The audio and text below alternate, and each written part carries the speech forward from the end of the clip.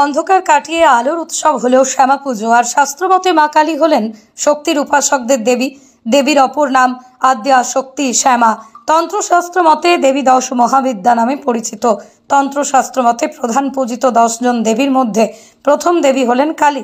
শাক্তরা দেবী কালীকে বিশ্ব ব্রহ্মাণ্ড সৃষ্টির আদি কারণ মনে করেন। আর আমার কলমের এই প্রতিবেদনের মাধ্যমে আমরা তুলে ধরব হাওড়া জেলার এক শ্যামা আরাধনার চিত্র।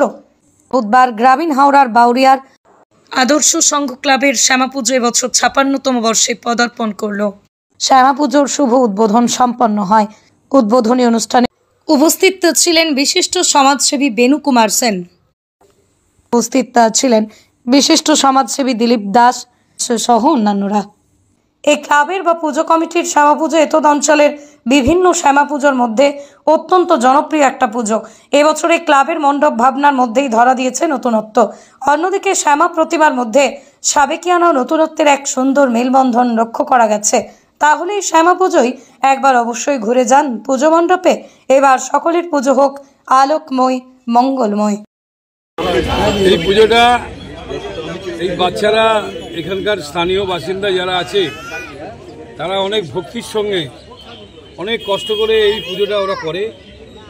ওরা নিজেরা কিছুদিন না খেয়ে, নিজেদের আনন্দ ফুর্তি না করে, টাকা অর্থ জমিয়ে এরা এই পুজোটা একটা বড় মাপের পুজো করে শ্যামা মা। এবং আমি মনে করি এই ছেলেগুলো জন্যে আমি মায়ের কাছে, মঙ্গলময়ী মা, করুণাময়ী মায়ের কাছে আমি প্রার্থনা করি যেন এই ছেলেগুলো শান্তি এবং সুস্থ থাকে।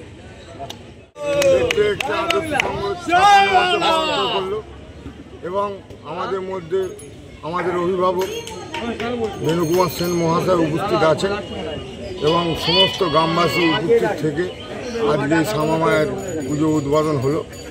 এবং এই শ্যামা মায়ের পুজোর জন্য 1 বছর আগে থেকেই, মানে পুজো আসার আগে থেকেই এরা সেই থেকেই চেষ্টা চালিয়ে খুব সুন্দরভাবে এই পুজোটা করে এবং সমস্ত গ্রামবাসীর সুখ শান্তি সমৃদ্ধির জন্য এবং এই পুজোটা করার জন্য সমস্ত আদর্শ সংঘ সদস্যকে অসংখ্য ধন্যবাদ জানাই। ব্যুরো রিপোর্ট, আমার কলম।